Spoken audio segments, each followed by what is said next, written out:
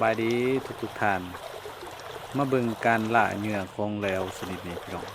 นี่สามารถจับปลาในน้ำได้พี่น้องนี่โดยใส่กรงเล็บเป็นอาวุธเด้อในการ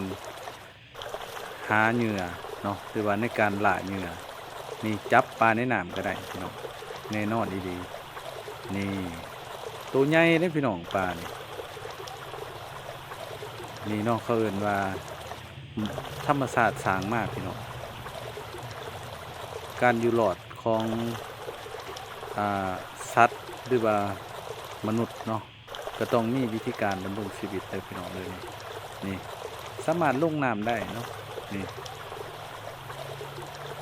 แน่นอนดีๆพี่น้องนี่หลังจากนั้นก็คอยบินขึ้นพี่น้องจับแม่นยำแล้วก็คอยบินขึ้น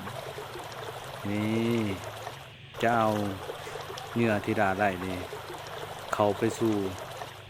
ตะพังพี่น้องนี่โอ้ยแม่นยำสวยงามอีหลีพี่น้องนี่ปลาตัวบักใหญ่พี่น้อง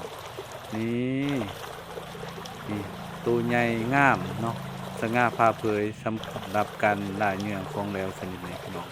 สวยงามอีหลีพี่น้องนี่แต่ก็เอาเหยื่อบินขึ้นสบายเนาะพี่น้องเนาะนี่จับขาเดียวก็ได้พี่น้องแน่นอนดีๆบายบายเจอกันคลิปหน้าเด้อ